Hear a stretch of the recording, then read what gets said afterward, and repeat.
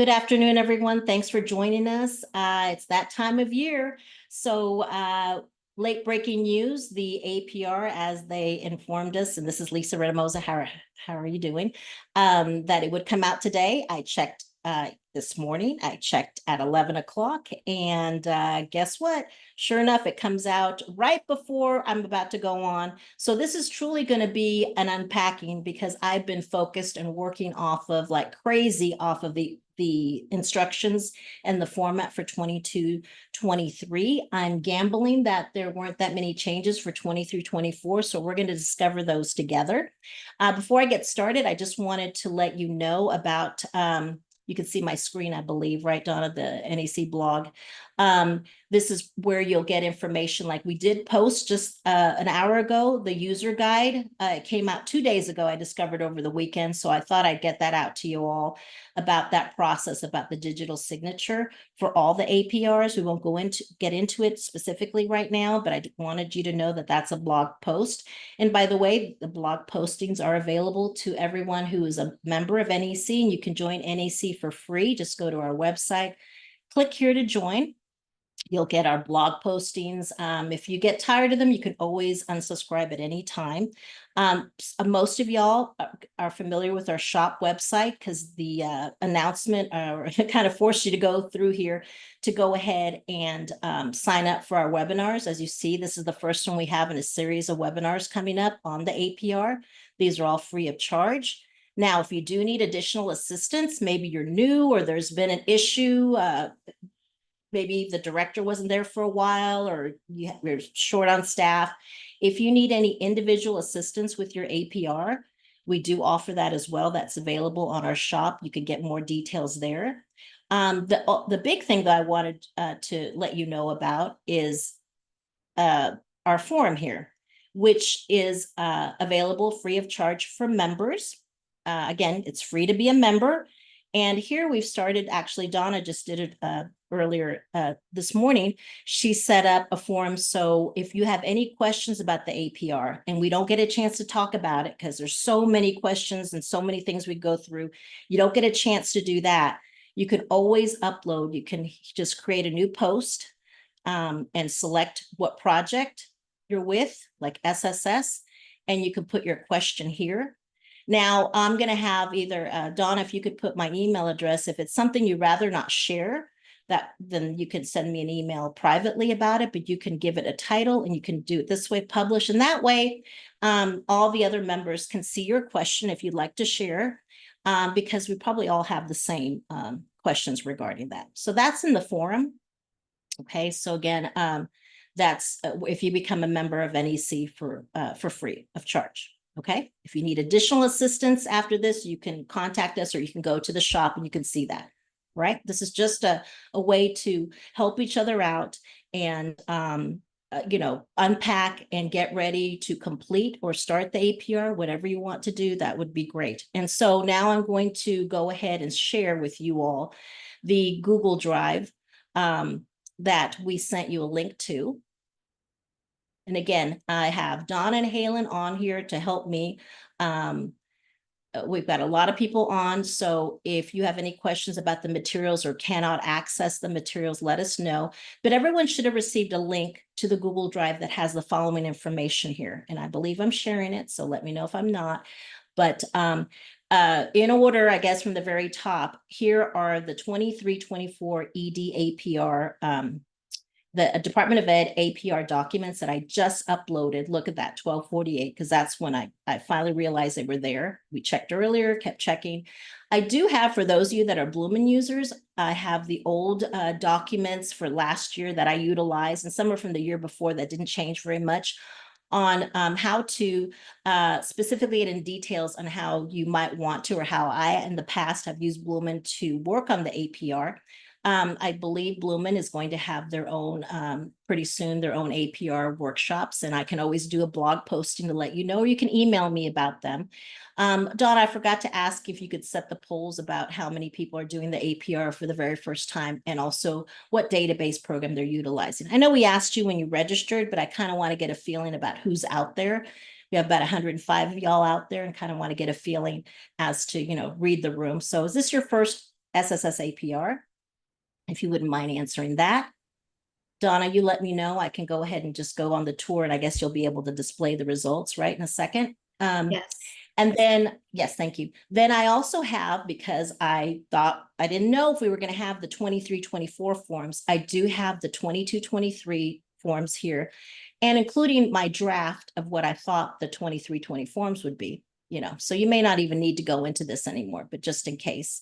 I also have the 23-24 Department of Ed digital APR signature information, the guidebook or the guide pamphlet that they have on how to do that. And also I have the last year's 22-23 login and Trio web portal. And then we also have a video about the services we provide helping y'all with your APR. But anyway, just in case you want to check that out. I'm going to spend the most of my time this session right here looking at 23-24. And I guess we can go ahead and Lorraine, you have your hand raised. I don't know if you have a question, but if we can go ahead, Donna, and share that poll, that would be great. Okay. All right, so actually we have most people are not, it's not their first rodeo. And according to this, we have, okay, it's split between, we have Bloomin 63% student access. Okay, great. Thank you all for the ones that did. We have 82% participation, which is great, right? Think of how many people you get to respond to your surveys. So thank you for that. Appreciate that. Okay, so now we've got, mostly folks that have been around for a minute. And again, this is my 30th year in Trio. So, time flies when you're having fun, as they would say.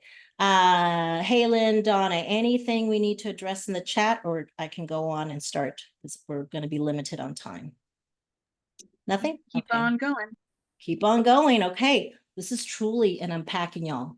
Truly. So let me start by, I'm going to open up the instructions. Should open up the letter, but let me do it backwards. And let me see. Y'all can see the instructions, right? Okay. So let me see if I can go ahead and open this up. Less is more. Let me see here. Okay. So again here. Okay. All right. So again, everyone knows the department has decided to use the highest 2 years of your APR of your APR submission on your PE points. So it usually is 3 years. All right. So these are the 3 years that they're looking at. So this is the last year. That's why it's very, very important for SSS. It's always important, but this is the last year performance that you can earn points toward your proposal that you're waiting to get pending approval, right? They're being read, I believe. And then separately, the department will give you PE points based on the best 2 years out of these 3 years. So this is very, very important, this APR that we're talking about, okay? All right. And then again, just wanted to remind you about the timing of this APR, because this is something that gets lost, and the department really didn't give us, and I guess 3 years ago, we weren't really sure what the timing was, but now they definitely have a specific timing that your APR must cover the 12-month academic year at the institution instead of the budget period. So for example, the 23-24 academic year is roughly August through September of 2023 through August of 2024, while sometimes the budget year for SSS grants is September 1st through August 31st. So you really should be utilizing or going by the first day of fall classes at your institution is the first day of your project year. And then the last day of summer classes is the last day of your project year. And they take it into these examples that they've always given us before, but just in case, okay? And you've got another budget period to worry about. Your college is probably on a different budget period. So, you have to kind of live in 3 different worlds. The 2 budget periods and your reporting is not based on September 1st through August 31st. It's based on the first day of your fall classes all the way to the very end of the summer classes, okay, for reporting, all right? So again, I will leave the instructions open, but I'm going to go ahead and start looking at the formatting. Let's go through the formatting to see the structure of the report, or just to review. Okay, so let me get back. here to review this. Okay, so let me go back to the APR form. All right, let me blow this up. All right, so this is what you all should see, very similar, at least, well, it may not look the same, but the content is what you should see when you log on to the APR website. This is APR Section 1, Part 1, where a lot of this is already pre-populated. There's some things you need to update. For those of you that are new, some things you'll have to update. You want to make sure that your project director information has been updated, and it should have been if you're able to log in. They want to know the data entry person. They also want to know some project characteristics. You have a summer bridge program. For example, grant aid information matching. If your institution is not eligible for the waiver and they have to provide a match, and if so, how much? And if you get money from non-federal, from the institution or non-federal funds, and they want to know about that. And then, of course, it says certify this information, but I believe you're going to have to do that additional step, that the digital certification. So Section 1, Part 2 also is required. This is something that you will type in. So whether you're using a separate database during the year to track services provided in these two areas, whether you all provided it directly or if they were referred to another area on campus, whatever, I would recommend that this is something that you do monthly. Do a monthly performance report in these areas. Okay, so that you're always ready to go when it's time to do the final one. And again, I wanted to point out that SSS is the only program that gets credit for referrals. We can count that as services, even if the students do not, even if they were offered the service, and you know, they're not asking for you to report whether or not the student received the service. So the main act of referring somebody to go to the financial aid office to help with verification, I can't do it, but I'm going to send them to the financial aid office. You all should be documenting that during the year as a referral to the financial aid office to complete the FAFSA. So give yourself credit. I think a lot of us are doing a lot of referrals and not realizing that those are actually services we can count as long as they're designated in your database as a referral. Okay, so that should beef up your numbers. Now, if you don't have any referrals because you do everything for your students, great. Or maybe you offer, maybe all your tutoring is referral only. That's fine. So you might have 0 under academic tutoring because that wasn't anything that your project provided directly. But then you have something in referrals. So it still gives you, it still allows you to fulfill the requirement of that required service. These are all required services. In your proposal, it should have stated which ones you all will provide directly and which ones will be referred. Okay. So again, whatever database you're utilizing should be capturing this as it happens. So you could have a weekly report or a daily report, but definitely you want to check this out once a month so that you don't have so much to worry about. And that's what we're having to do a lot of times with some of our clients, is that it wasn't tracked during the year or it wasn't linked, and we're having to link that. So anyway, this is for the services provided. Don't forget, and now, you know, you're starting we're in the middle of the fall semester of 24-25.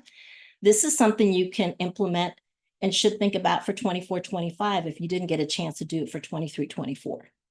Maybe, like we say, do it the old way that we usually do, and then for 24-25, try to implement so you can check this once a month. All right? So I'm going to move on because the biggie is coming up. Well, here's CPPs, competitive preference priorities. What I would recommend, since the competitive preference priorities did not change since the last time you did the APR, maybe how you tracked which students received the CPP, or maybe you tweaked or revised the services that fall under the CPP. You can always do that. You can always improve upon your original CPP, competitive preference priority submission, as you need to make it better or more relevant. So I would always recommend that hopefully someone saved the Word version of the answer to this question. I mean, you always have to double check again about the number, depending on what your CPP details are, how many students receive CPP number one, and then explain what projects what activities your project engaged in. And so hopefully, if you have last year's answer saved in Word, you could work off of that and tweak it, not have to start, all over again from scratch. The same thing here. They want to know how many students have received competitive preference priority number two. Again, depending on what y'all said you would do, which was an attachment to your proposal. Sometimes we mentioned it a little bit within the proposal. But, look at that and also see or look at the old answer, and hopefully some things have repeated itself, to happen. Tweak that as needed. I would strongly recommend those of you that are new. I learned this the hard way when I tried to work on this online, because this is online. You actually type in your answers online. If you work really hard and long on doing online, you make it timed out and have to start all over again. And that's happened to me more than once. So I would strongly recommend that you work on the answer to this question in Word offline, double check it, do the word number count, and then copy and paste it here when it's finalized. Okay. All right. And also, again, this gives you a heads up for 24-25.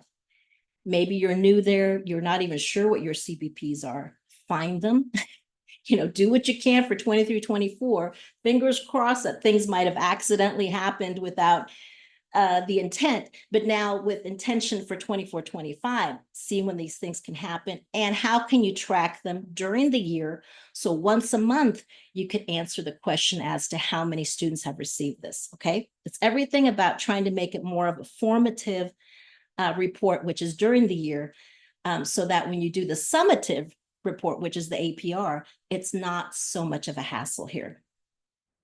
I'm going to stop for a second to see if there's anything, Halen, that we need to talk about right now, or Donna in the chat.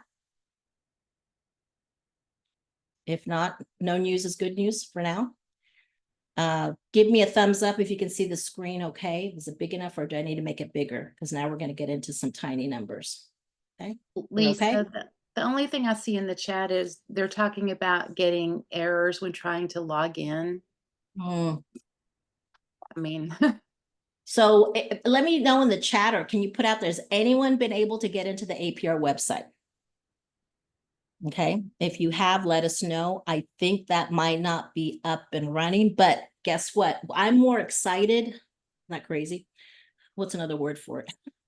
I am more obsessed with the instructions and this format, because you know what? Let them take their time, in a sense, not, you know what I mean? I don't need it today. I don't need access in there today unless I'm missing the APR Excel file for 22-23, but still, and this brings me back to my focus. If it were me right now, what I'm telling all my clients is, hey, let's get your current students, let's do the APR just for your new and continuing students first. Let's forget about prior year.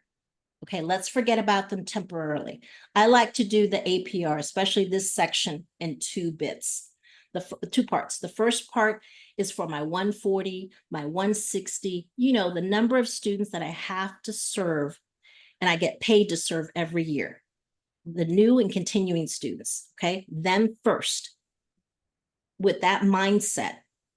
Okay, so however your database is set up, if you can turn off everybody else and just focus on the new and continuing students for 23-24 and work on this part of the APR just for them, get that correct, go through your verified checks in your database, make sure that's perfect.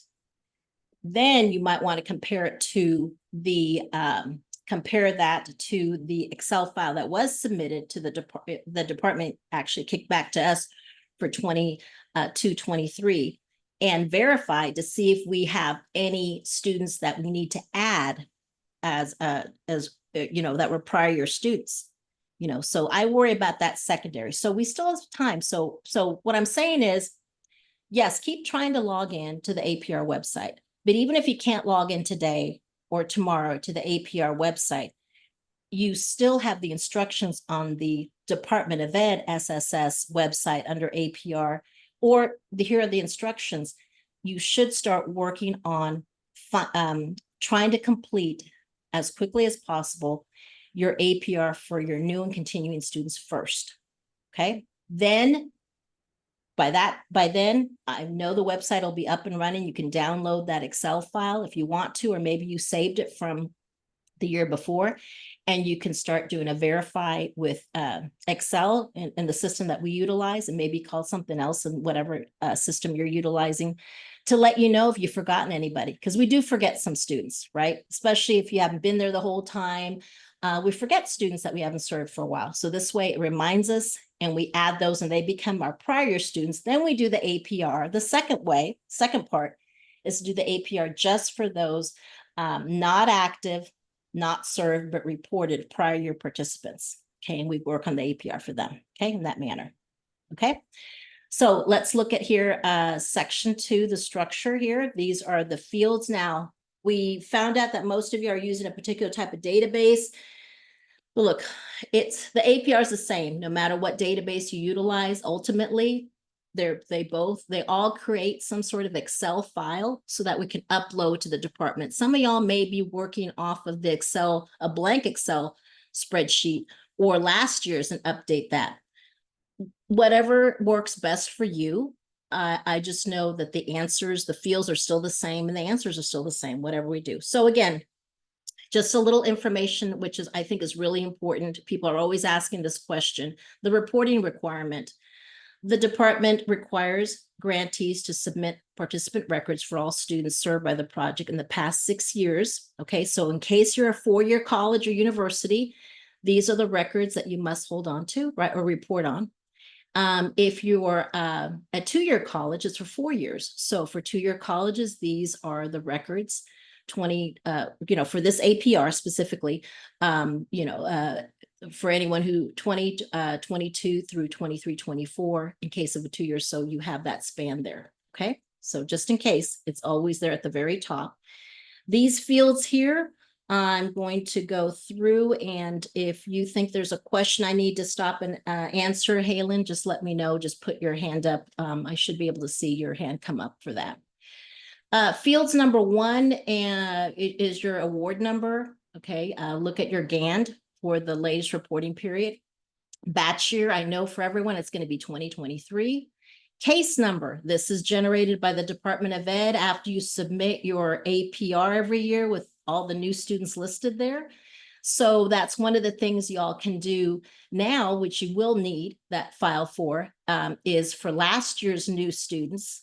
They now have for 20 students that were new in 22, 23 are now have a case number for 23, 24, because now they're continuing. And so you should have case numbers downloaded. So the only students on your 23, 24 APR that will not have a case number, those students that were new in 23, 24, brand new, reported for the very first time. Okay. That, you won't get until, you submit this report, and they will give you those case numbers that you can do right away, or you can hold on to them or wait. Let's get through some of these fields. 4 and 5, those would be for the last name, first name, middle initial, date of birth. I will tell you that so far, regarding your objectives, these fields are not critical. Okay, I'm not saying you don't have to answer them, but I'm just saying that when I mean critical fields, I mean that they count directly for your performance report. Now, on ethnicity, this is not a critical field, but you may get an error message for any new student that is Hispanic. They will require that you will have to associate that Hispanic student with a race. And so that means that they will have to also answer, if they answer yes to number 9, that they are Hispanic, then you will have to also answer a yes in either field 10, 11, 12, 13, or 14. Okay. Is it going to keep you from submitting your report? I do not believe it will, but it might internally give you error messages. And that's, I'm not going to explain the rationale for the madness, but that's where I've always gotten my error codes. on new students when it said that. It was because they were Hispanic, and I had to go back and have the students select a race. Okay. Eligibility, this was something that was these two fields. I would say this one here was new last year. So on eligibility, this is a critical field, especially, once it's answered when somebody's new. And so you'd answer, which one of these codes here. And then if they also are disabled, you would put a yes or no. Academic need would be, of course, required. Again, it doesn't directly, of course, this eligibility is critical because it determines whether or not you have the right number of students in the right categories, because as you all know, 2/3 of our students have to be low income, first generation, or disabled. And then if we have any disabled students, 1/3 of them also have to be low income, in addition to having 160 or however 140 students that you're supposed to serve. So this allows the department at the very end, your prior experience points, to see if you're going to get 3 points for serving the right number of students in the right category. So that's very important. 15A and 15B, very important. Now, is academic need important? Well, yes, you have to answer it, but it doesn't tie into an objective. All right. And so these are your choices when someone is new at initial selection. So far, all these fields are fields that you just enter in once for a student at the beginning of when they start with your program. All right. First enrollment date at the grantee institution. That's whenever they started at your university or college, not when they started with the program.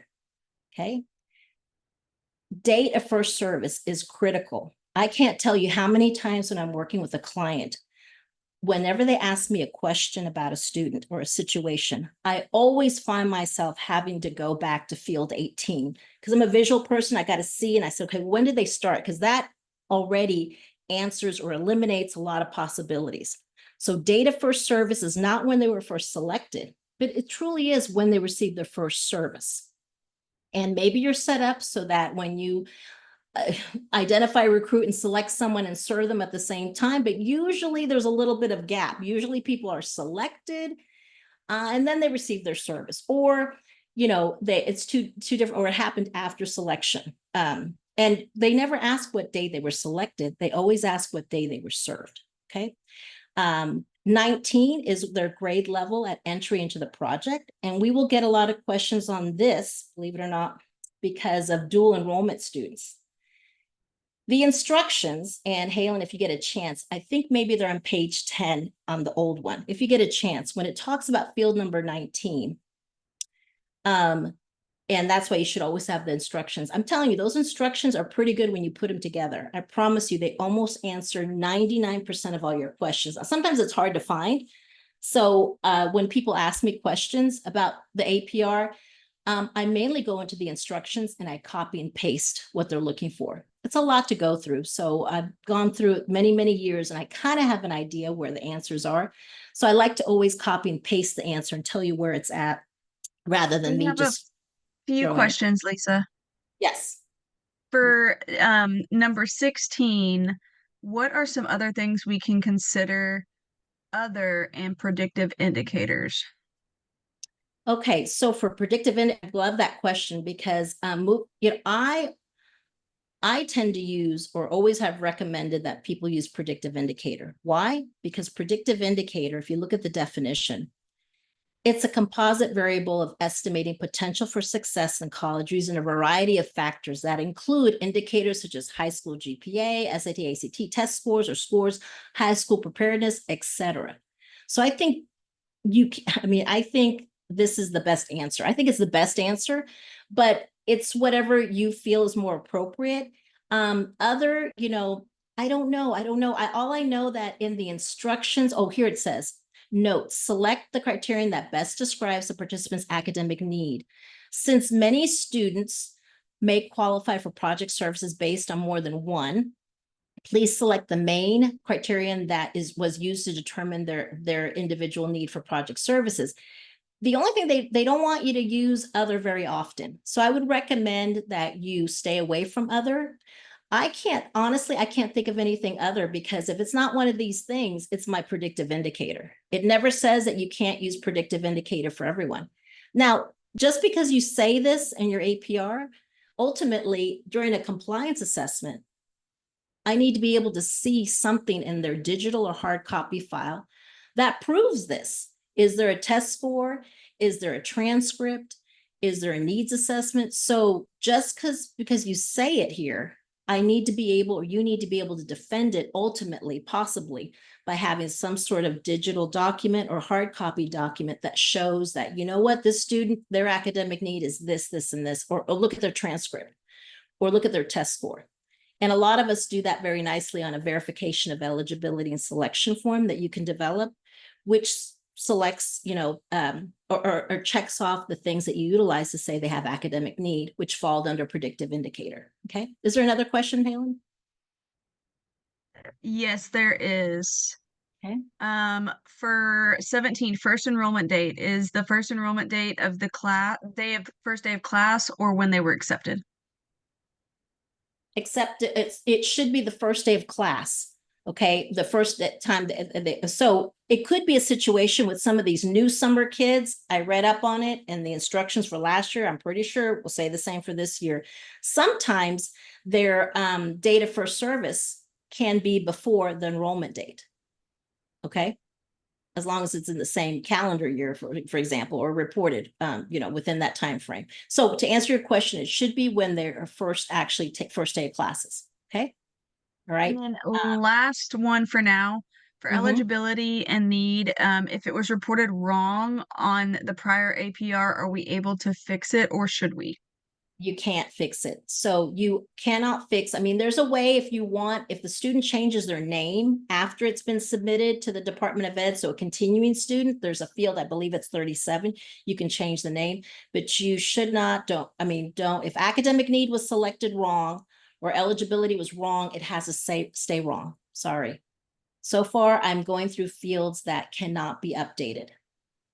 Okay. Last one of this session right here for where we are. If a student attends the institution many years ago, would the date of would that date be their date of first enrollment? Yes. Yes. If they attended that institution many, many moons ago, that would be the first date of enrollment. People could be walking around your campus for 10 years and then stumble upon your office and say, oh my God, I never knew you were here. I've been here for, 10 years. I've been here for 3 years. That's fine. Okay. On the grade level, what I wanted to say is there is a question and more instructions, more definition for those dual enrollments. So some of y'all are working with high schools. Well, some of y'all maybe have students that are coming in and they have they have dual enrollment hours, right? And the instructions say, hey, if that's a dual enrollment student starting, you should select number one that they've never attended. Just count the hours or count, because you want to only count for this question, the college hours that were earned after high school graduation. Okay, after high school. So maybe they took some summer classes. Okay, that's different. But if they are coming in straight, they just graduated and they come in with 20, 30 hours of college credit, we actually have to say that their first year never attended. But when you get down to the annual, by the end of the year, you can put what they, how many hours they truly have. Is that clear as mud, as we say here in Texas? Look at the instructions. They give you an example. And I think that's the best way to consider it. But I do know here that people will ask me all the time, well, what if they were dual enrolled? But this is their first time coming. This is their first fall semester on our campus as a college student. Then you would say first year never attended. Okay. There's also enrollment status. Now, this is a field that is for new students at the beginning, but it's what they were enrolled in by the end of their first year in the project. So see where it says in the academic year first served. So what you're supposed to do, and the instructions kind of take you through this, is you're supposed to add up for each student how many hours they took in the fall of 2023, how many hours they took in spring of 2024, and how many hours they took in summer of 2024, and add them together. Not when they were first selected, where they enrolled in 12 hours. That's not the question. The question is, by the end of the year, 23-24, how many hours were they enrolled in? And you're not supposed to count hours that they withdrew. Okay, if they dropped a class, you're not supposed to count those. So enrollment hours. So, it may be 12 in the fall, 9 in the spring, So whatever that amount, then you look at these and you select the option that is more appropriate. Okay. Here's the good news. Field 20 is not a critical field. It's not going to set you up for failure years from now. I do see and get how it's a field that confuses the heck out of folks. All right. So even if you get it wrong, just do your best and be consistent. If you're going to be wrong, be consistently wrong. Okay. But it's not a critical field. It's not going to set you off. You may realize, oh my gosh, now that I, attended this webinar, I realized that in the previous year I had it wrong. I was putting in, just for the semester they started. You can't go back to change it even if you wanted to. It's set there. Now, moving forward for 23-24, whatever you put in for a brand new student and say, hey, that brand new student by the end of their first year was taking, let's say they were full-time. So by the end of the first year, they, through across all 3 semesters or just 2 semesters, this is how many hours they had. Well, by rule, that means that field 23 that we're going to get to in a second, that also has to match. So for all new students, 20 must match 23 for all new students, because it's the same question. It's just asked a different way. This is asking, hey, that new student, how many hours did he or she go ahead and take, were they enrolled in for the whole year by the end of the year? Versus 23 is like, hey, that student, how many hours did they take this year? And you're like, I just told you. Oh, well, I'm asking now if 23 is asking for the enrollment status of everyone. So this was just asking for the new students. So just a tip, 99.9% of the time, 20 and 23 must match and have the same answer for all new students. Unless, I don't want to confuse anybody, unless they were a summer student. They'd have to match, but sometimes with those some students that were new summer students in the summer of 2023, they might throw you off. And I think those of you may know what I'm talking about if you have a lot of summer students, that sometimes it gives you an error message. And you're like, oh, yeah, that's right. I have to change that. Okay. Because when you start working with students in the summer after June 1st, typically, any student that served for the first time after June 1st is considered a new summer student. Right. So that new summer student counts for your 23-24 numbers, but remember they have a cohort for 24-25. So that might throw us off. So that's why I say 99% of the time, it's a no-brainer, 20 equals 23. And then you realize if you get an error message, usually when you're looking at it, you're like, that doesn't make sense. They're new. And you go, oh, it's because they were a summer student. So you have to do a little tweaking there possibly.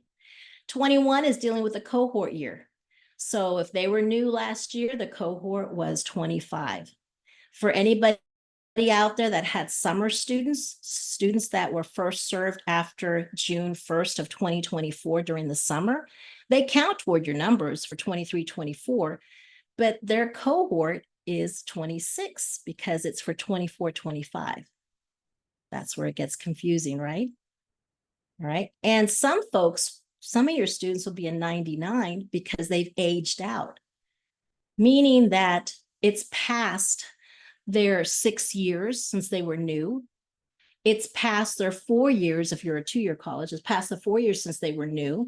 So people will ask me all the time, well, should I continue? Can I still serve them? I said, if they're still enrolled and they're still, coming to workshops and services, you could keep serving them. If you want to, you can. It's just that they've aged out of that cohort. So now they're going to be considered a 99, but they still count toward your numbers, your eligibility. Heck, they can still help with objective number 1 on persistence and on good standing. The one objective that they will not be able to help you with would be graduation and transfer, because they've exceeded the number of years they had to achieve that objective. But it's up to you. If you have a waiting list of people, it could be your prerogative as a director, your policy, that if they've aged out of the cohort, then you could say, you know what, hey, your time's up.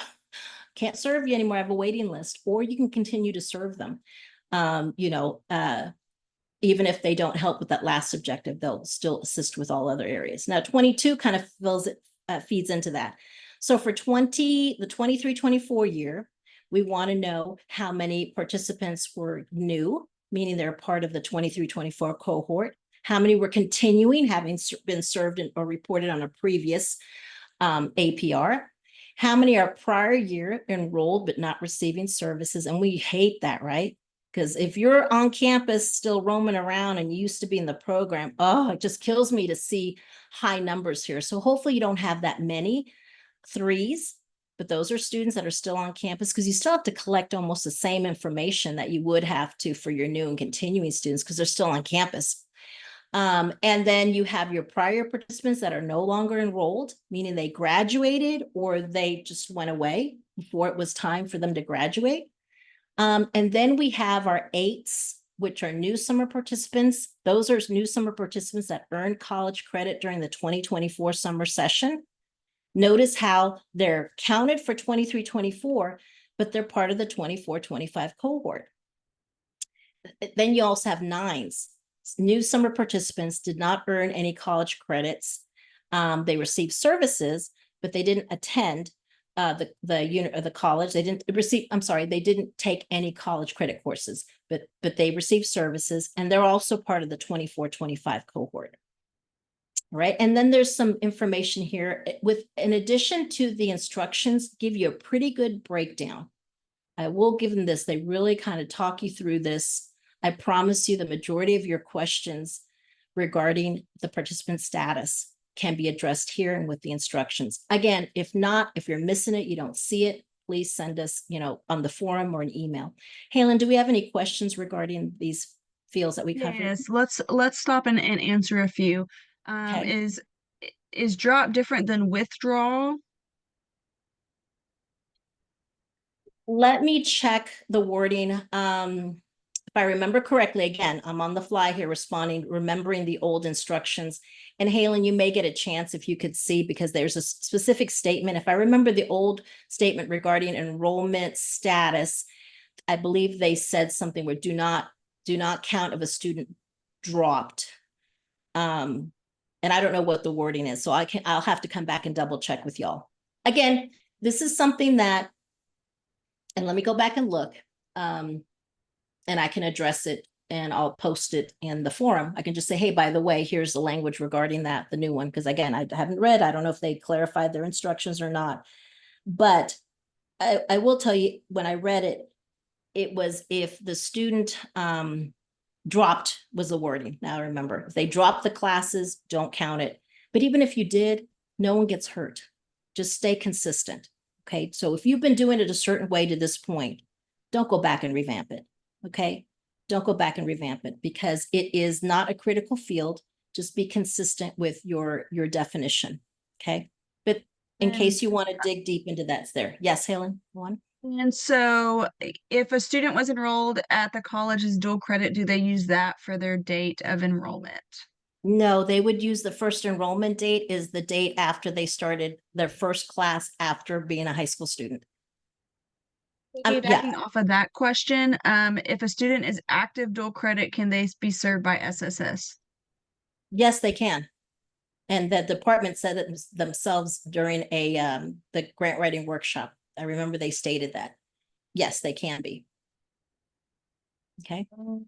And how important is the disability question? Should we only mark yes if we have coded the student eligible as D or D/low income? Yes, if you put a 4 or 5, then I would put a yes in 15B. And we may not have gone over this one yet. Under program characteristics, are indirect funds that are institutional provided back to the program considered institutional funds? Yes, they are. And again, on 15B, you want to look at the instructions to read if you want to look at the definitions for this question as to what qualifies as that. It should match with the American Disabilities Act. Do you need to have documentation for that? No, you do not. It's self-reported. Okay. But again, you may want to, in the project level, have some sort of way, but it's so hard right now to get documentation. Your disabilities office should tell you, heck no, we're not going to give you that information. So you may have to go by self-reported and have the student sign off on it, but you can be aware of what definitions apply. Okay, anything else? Yeah. What if the student has a disability, but we code them as first gen low income? Can we mark No. no for disability? No, if it's been turned in, now if it's still going on, this is a new student, you can switch over, right? Because you haven't turned this in yet. But if you're talking about a student who's continuing and it has already been reported on, you can't go back and change 15A or 15B. Only within, you could change it on anybody who's new for 23, 24. But not if that information has been turned in. Okay. So 22 is where we start with the fields that need to be updated annually or double checked. Halen, is there anything else prior to 22? Nope. We're Okay, great. All right. So now we get into enrollment status. I promised you 23 is a repeat of 20, except 23 is asked of all the students, new and continuing. So it's kind of a repeat. And that's why I said whatever you put in 20 for a new student should match 23. But then with everybody else who's continuing, you need to find out, again, using that same definition, be consistent as to how many total hours they were enrolled in by the end of the summer semester. Okay. And even if they didn't take any summer classes, then you worry about the fall and the spring. Do your best. It's not a critical field. It's not going to haunt you. It's not going to hurt you. It's not going to, tie into your objectives, and the key is by the end of the 23-24 academic year. Okay. Oops, sorry about that. And let me see here. Yes, 23.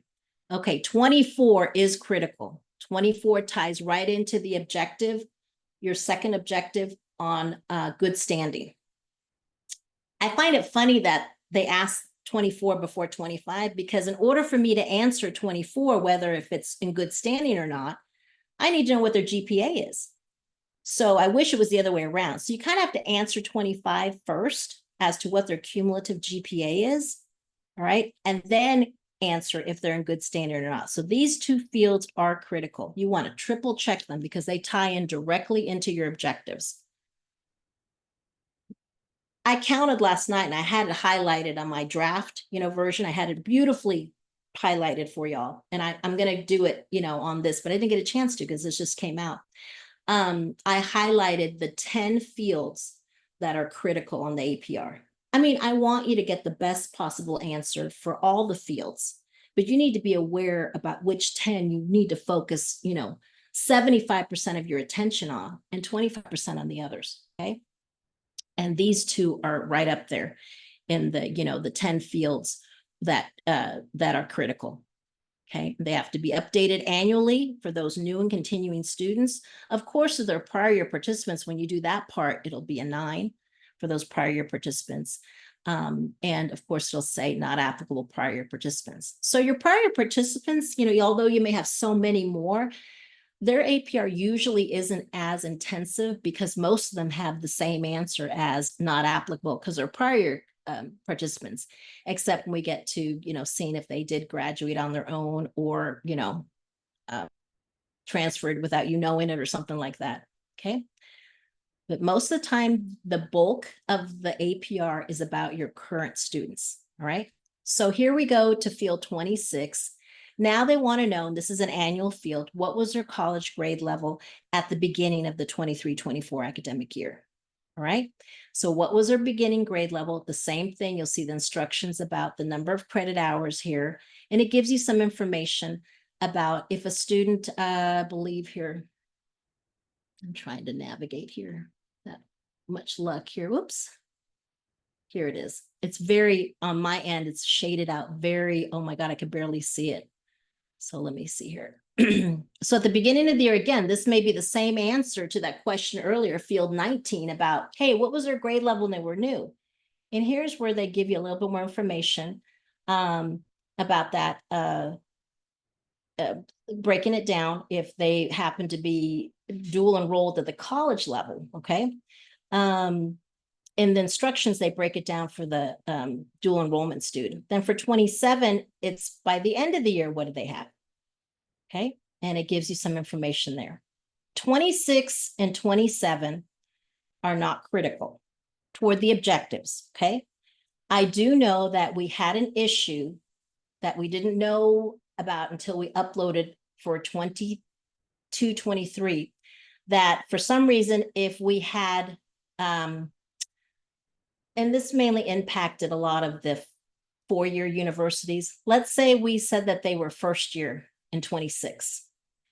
And let's say by the end, they took so many classes or their dual credit courses were finally, counted. Oh gosh, here we go again. Sorry about that, y'all. I clicked the wrong thing. Let me go back in here.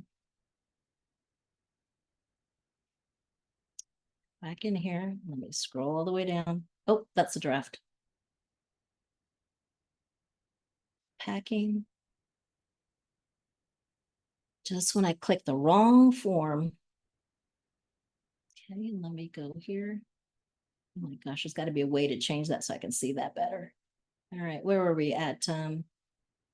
26 and 27, right? 26, 27. Let me bring that up. Okay. Let's say I selected first year here.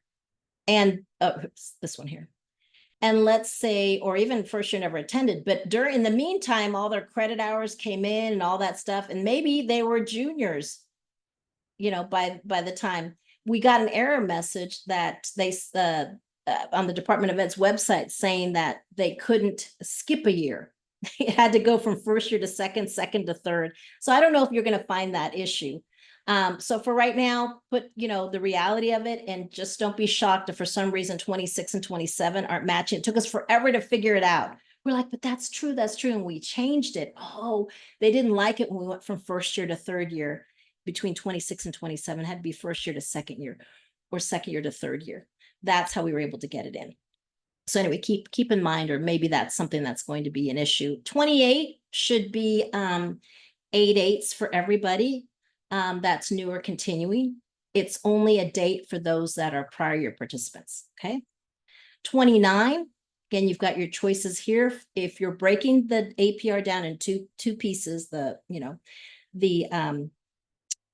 new and continuing students, if they're going to be counted toward your 160 or 250, however many you have to serve, then it's going to be an 8. Because once you say they're gone, then it'll be like, oh, if they're gone, then, they can't be new and continuing, that kind of thing. So even if someone left you in the middle of the year, like after the fall semester, they still stay active, served, and reported for the whole year. No one says they have to be served the whole year. So you have to wait. You have to use an 8 and say they're still here until 24, 25. And that's when you can make them not active, not served, reported, and that's where you can put the reason that they left, okay? If they left for any other reason besides graduation. Transfers. So again, this is something that can be answered for your students that did transfer, that were active, served, and reported. Most of our students are still with us. They didn't transfer. They're still with us, still enrolled. Or maybe, this is for some students that, did the prior students that did not transfer, not enrolled. Again, there's a math sort of it. If you say they're gone now, then they're like, well, why are you reporting them as new and continuing? They should be prior year now, which could be the case. So if they were served, and if they were served enough, technically at least received at least 2 services, then you should claim them. If you have a waiting list or a lot of students that you overserve, no one really overserves, because you got to make sure they have enough services. So sometimes students only have 1 service. That's kind of touch and go. That probably is someone you shouldn't count if they were never been reported, or make them a prior year participant if they didn't receive enough services. 31 is where you answer for those students that have graduated either with an associate's degree, or certificate, associate's degree, if they transferred or got their first bachelor's degree. For most of our students, it will probably be an 8. No degree, they're still enrolled. Okay.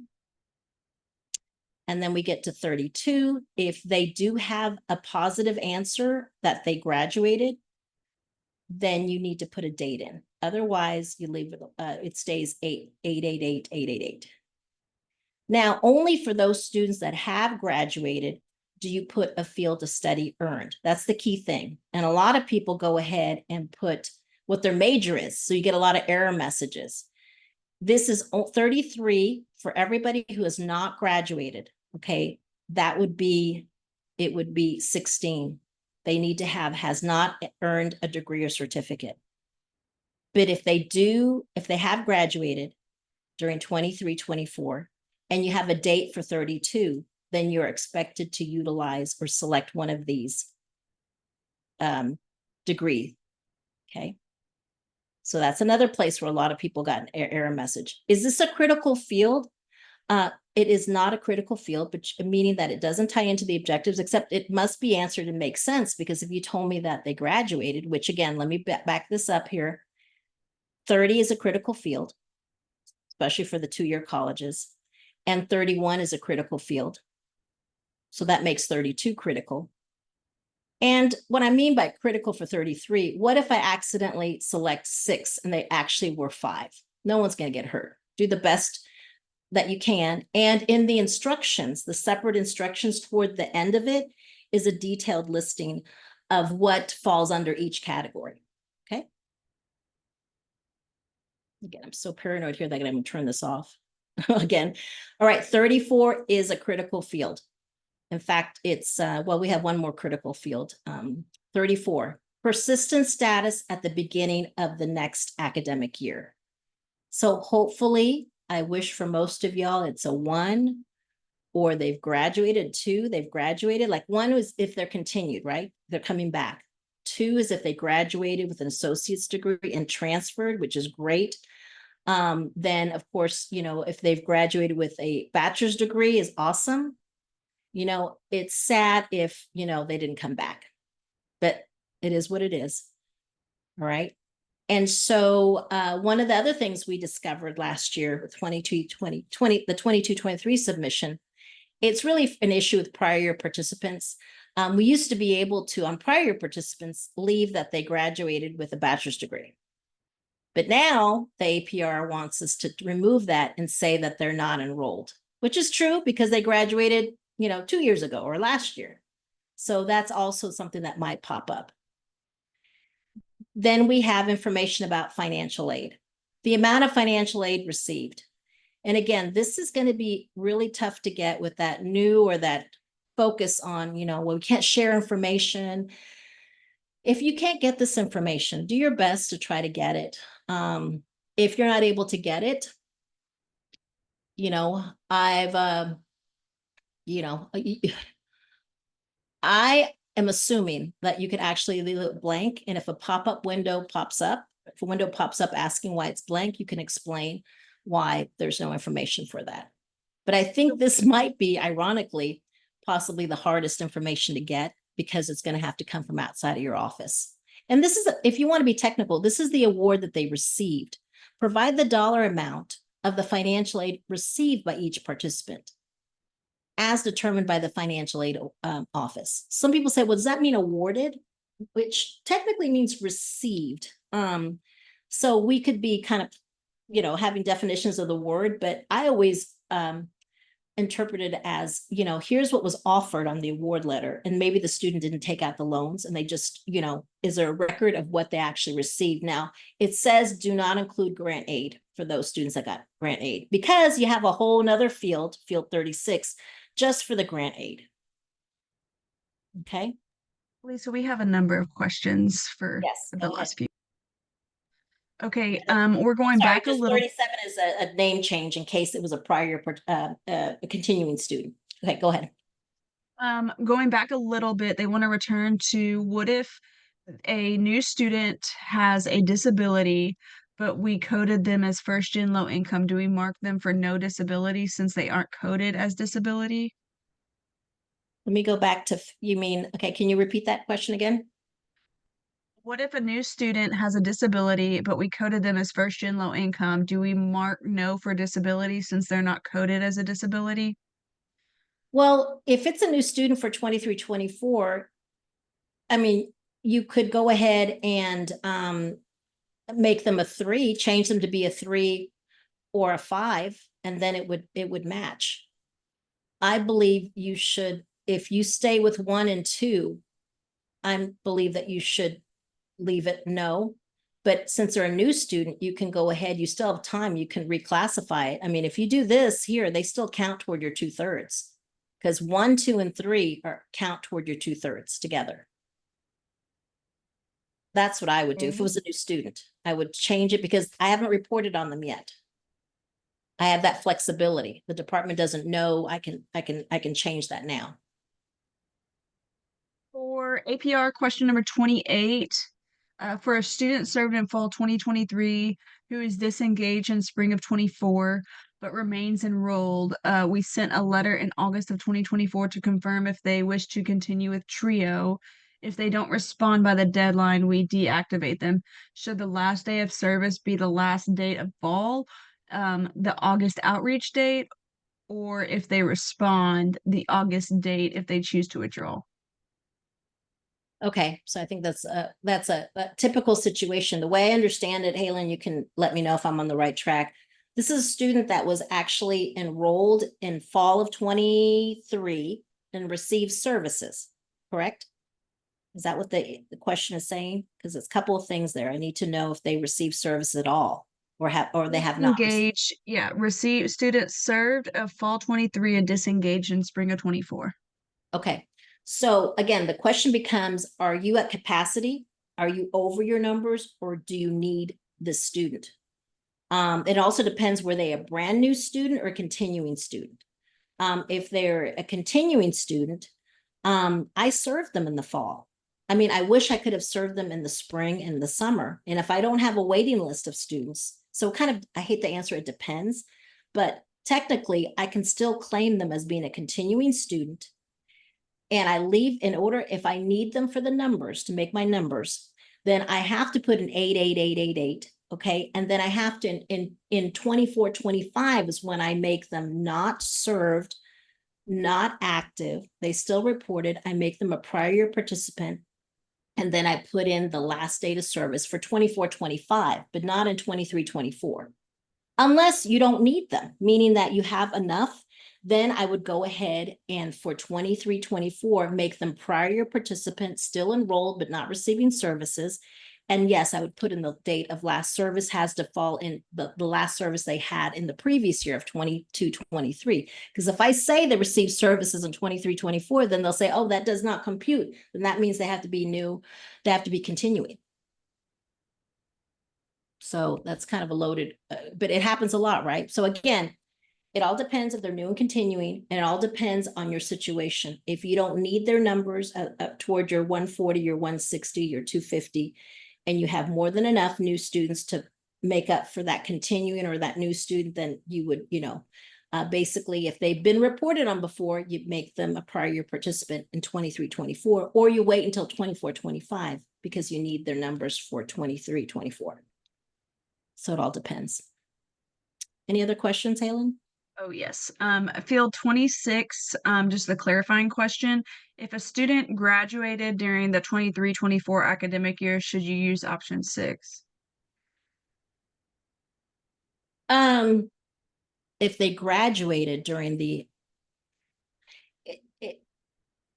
it doesn't, how do I say, it doesn't matter. The question should be at the beginning of 23, 24. At the beginning of fall 2023, if that's when they started. Okay. I mean, no, not even in August of 2023, what were they? And again, if you want to put, they've been there for, I went to college for 6 years, sorry, so I probably would have started the year as a 6. And then for 27, if I did graduate that year, then I could have still stayed, I could have, you could still be a 6-year, you could still use 5th year because, I said earlier that you couldn't go from 1st year to a junior, but you sure as heck can stay level. You could stay 1st year, 1st year, maybe finally bump up to sophomore. But a lot of times with our senior graduates, especially if you're a 2-year school, and it actually tells you if you're a 2-year, stick to that. So at a lot of our 2-year institutions, if you're a senior at the beginning of the year, it's 2nd year, and then they stay 2nd year. So you could do fourth year senior or fifth year, and you know, as long as it makes sense to you and that it goes in order and makes sense, either it stays the same, you could stay at the same grade level.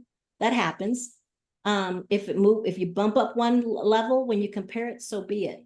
But yeah, to answer your question, it's all about what they were at the fall. And if they were fifth year, then fine. They just happen to be the same when they graduate at the end. Any And other questions? yeah, we have a few more questions. Mhm. Let's see here. Um, I'm trying to get to the same. Okay, so another clarification regarding graduation comment. Um, don't we need to note that a prior year participant has graduated and list a date, degree, so that we can receive credit for those that graduate within the 6-year cohort period? If not, please explain again. Okay, so I believe you're talking about, again, I was focusing on, get the APR done for your new and continuing students, right? And some continuing students and some new students may graduate and transfer and help you with all three objectives, even though they just started. So you won't get credit for that one for another 3 or another 5 years on the graduation. You'll get it on the first one.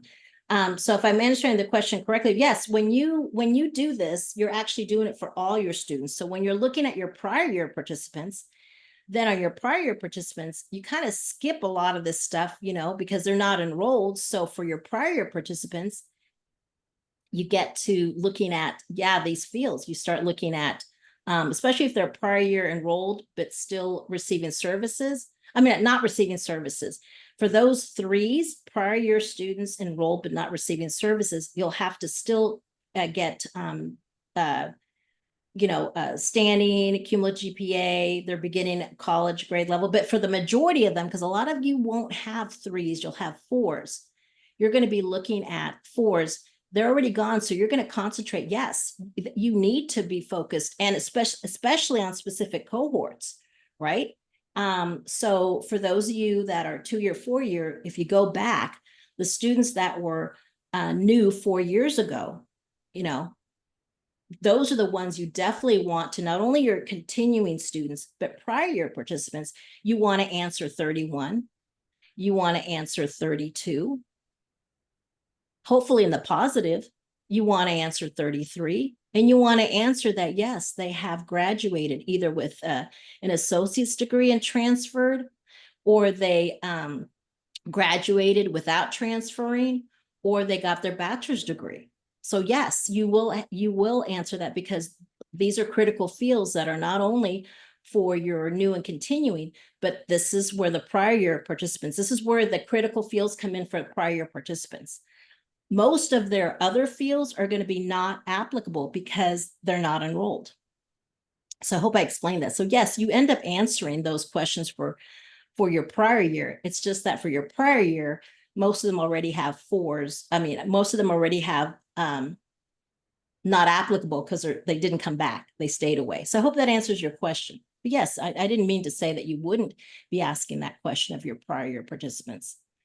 I focus first on new and continuing, the 160. Then I go through just a couple of some of the fields for the prior year students, because the answer for most of them has already been answered, that they are not applicable because they've been gone for a while. Or if this is their first time being gone, then I have to say they're gone. But mainly, I'm looking at, and I already know from my database, the list of students that were new 4 years ago or 6 years ago. And I definitely focus on making sure those fields toward the very end are answered correctly for that student, those students. Okay. Any other questions, Halen? Yes. If we're entering a degree date for active serve student in 23-24, wouldn't we also add the date of last service to align with that academic year? For a new and continuing student? A graduate. Hold on. Yeah, if we're entering a degree date for an active / serve student for 23-24. Well, sometimes, if I understand so field 32, the date of the degree that the student graduated. Okay, so if they're new and continuing, I would go ahead and Right, I put the degree date, but also with my prior year participants, those are the ones that I'm checking, right? And some of them, they could be, they may not be served, right? Is that the question, the combination between 32 and 28? Is that what the question was? Wouldn't we also add a date that of last service that aligns with the academic year? So yes. Well, again, it all depends. The date of last service, if they're a new and continuing student and they were served during the year and they graduated, I leave this alone for 23-24. I go ahead and answer that they graduated, and in 24-25, the next year is where I would put in and in most databases, it'll remember when they were last seen, because now when this student, in order to count them toward my numbers, if they were active and served, I've got to say that they are still in the project. See, they're still participating because they did participate this year. So for 24-25, which we're in already, in 24-25, that student in my database needs to be not active, not served, possibly reported, because maybe they graduated early or it still counts.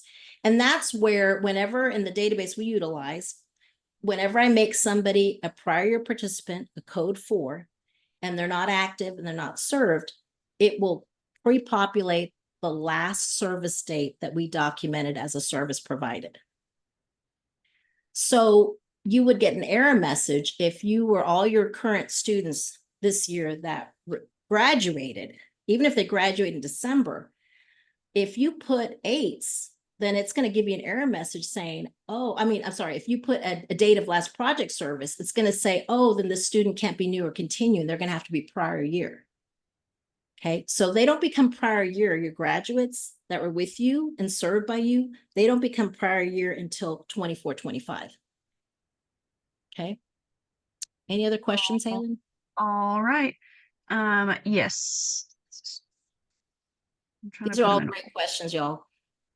And if we don't get to your question, or if that was still not very clear, please go to the forum, or you have my email address, info@nosotros.org, or you can go to the forum and you can submit your question there. Yeah, you tell me what we want to do, Lisa. We have about 10 open. Do you want to keep going, or do you want to answer these questions, or do you want them to send them to the forum? Well, let me see. We have 15 minutes left. So do you want to go for another 15? Because I've gone through all the fields. Awesome. Sweet. Yeah, we have enough to go through. If a student transfers in the spring semester, what do you use for 30? Is it still 8 or 8 for 29? If they transferred in the spring semester, Yes.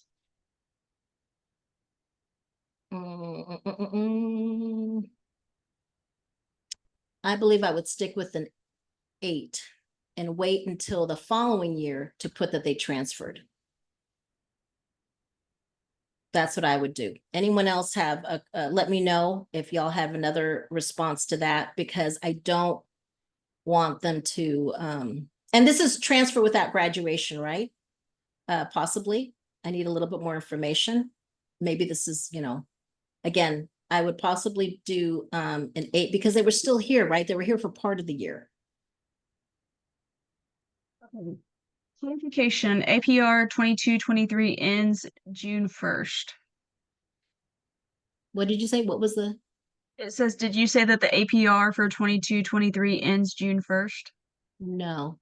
The APR for 22-23 should have followed the academic year of the college. So whatever was the first day of classes in fall of 2022 to the last day of classes in summer of 2023 for 22-23. We're talking today about 23-24, right?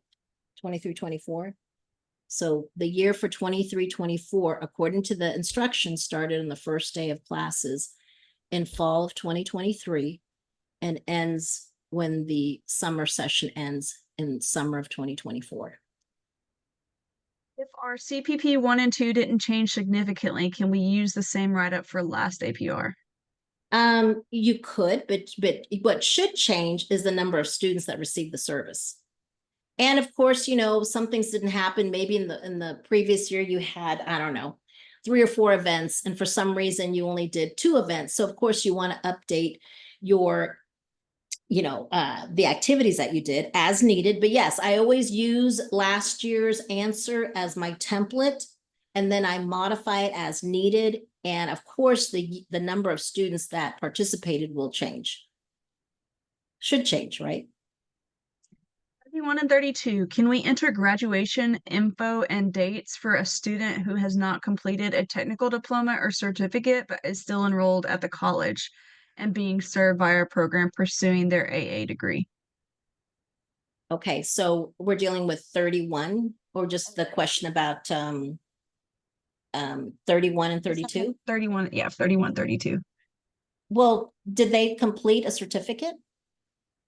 Can we enter a graduation info for and dates for a student who has completed a technical diploma or certificate but is still enrolled for their AA? Yes, you can. I mean, well, again, the instructions will tell you, like, for instance, if this happens, you know, number one, you can leave it alone, except if you claim it. I mean, if you claim it like you should claim it because it happened, they've got to go ahead and also, you know, they're supposed to transfer. So if they don't transfer within that same year that they graduate, then you only get credit for the graduation, but not the transfer.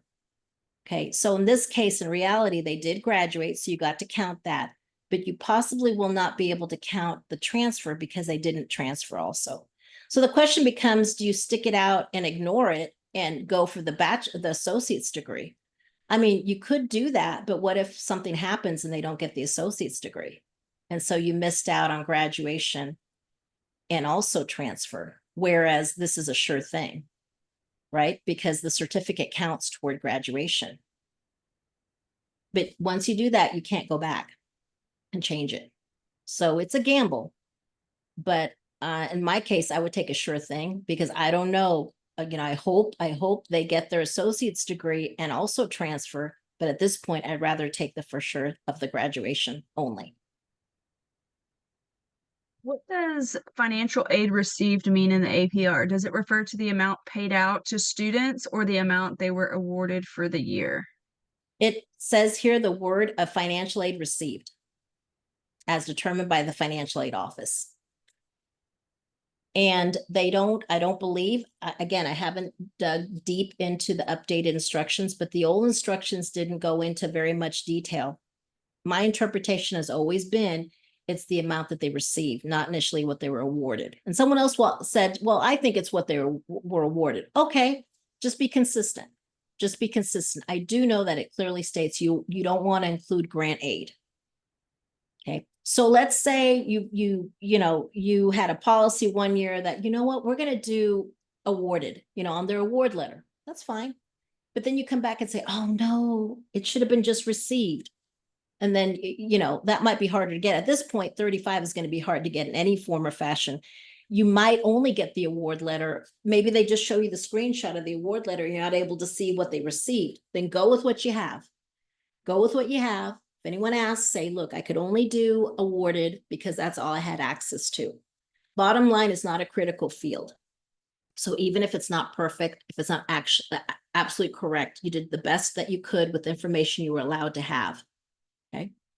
Piggybacking off of that, with financial aid, should we only report Pell Grant money or all the money awarded through Pell Grant grants and scholarships? Everything except grant aid. And again, I go by received, but sometimes that's harder to get, right? The award letter usually is, you know, if I'm lucky enough to get the award letter and I had to fight for it, I may not go back and say, oh, never mind, I also need received. Can you go back and tell me what they actually received? Oh, that's not going to go over well. You know, so I'm going to take the award letter, and that award letter should include all those things you mentioned, because anytime somebody even thinks about giving a kid a scholarship, where does it go? It's got to go to financial aid first, and they got to do a whole new award letter, right? It's very hard. You couldn't give money to a student unless you gave it to them cash to their hand. If it was a scholarship, you got to go through the financial aid office because they got to know about it. 35 again. How do we answer 35 for new participants who weren't enrolled over the summer? Well, again, if they didn't get anything, right, then they got a 0. In fact, this field, one could argue, could actually be zeroed for everybody, you know, if you weren't able to get that information. It's not an objective. It's not a critical field that ties into your objectives. Of course, I would try my best to get the answer to it. But if you pull up and it says they didn't get any financial aid because they've already eaten it up or they didn't apply for it, then the answer would be 0. Going back to what counts towards your 2/3, somebody thought 1, 4, and 5 count. And then the 1/3 is number 4 and 5. There's a little confusion there Okay, right here, eligibility, for eligibility. 1, 2, and 3. I'm sorry, my bad. Yeah, one low income first generation, the disabled, sorry, my bad. It's 1 and 4.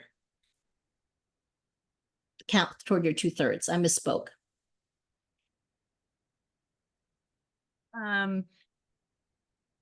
Someone commented, I vaguely remember talking about this change last year. Field 34, persistent status. If a student graduated in 22-23 or before, for 23-24, do we select 6 not enrolled in grantee institution? Correct. So if someone, so this year's current students that graduated this year. So that's, you know, we can say graduated, you know, whatever. Okay. A year from now, when it's been over a year since you said they graduated, they made us change. And I don't know if it's going to be the case, but it was a last minute deal where for everybody who was a prior year participant who had already been reported on one APR, once upon a time, one APR as, you know, having graduated already, then we used to be able to leave it alone and say they graduated. No, now they want us to change it to not enrolled at the institution. Okay, and then can you briefly discuss or refresh our memories about certifying official digital signature? I cannot speak to that. I will tell you that in the Google Drive, the department published a guide. If you go in the Google Drive, there is a whole folder there on the digital signature, and I put the workbook. I think it's maybe 8 pages, step by step on how to do that. After I get a chance to read it, actually, after I get a chance to do it with some of my clients, I'll be able to speak to that. Right now, I just be repeating the instructions that were there, which I haven't even gotten a chance to look at. And that's it for questions. Okay.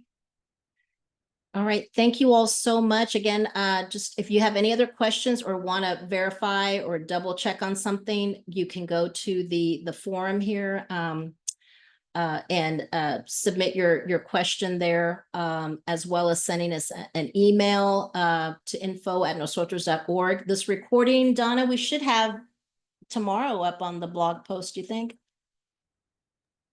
Yes, I think so. I don't see why not. Great. Okay. So thank you all so much. I'm going to stop sharing my screen here for joining us. Again, this is my first time going through. I don't see anything major. I'll do a side-by-side comparison now that I have more time to look through it besides, you know, like no time. And I don't think we have any major changes. I promise you, if you look at the instructions when it deals with fields 26, 27, and also about the graduation date, where I'm getting my information is paraphrasing what's there. When you email me, I'll be copy and pasting from the answers to tell you exactly where that is.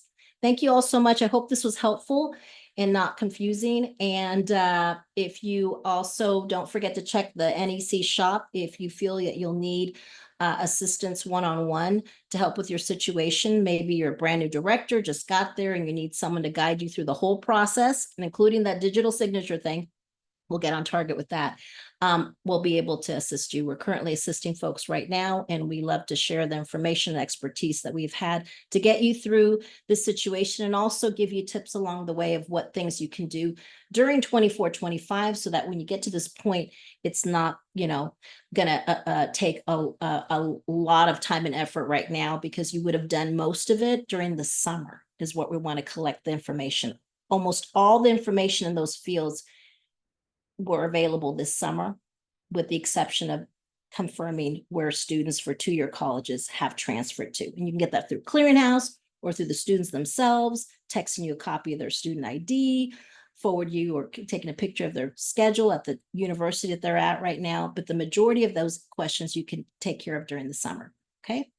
Thank you all so much. Appreciate it.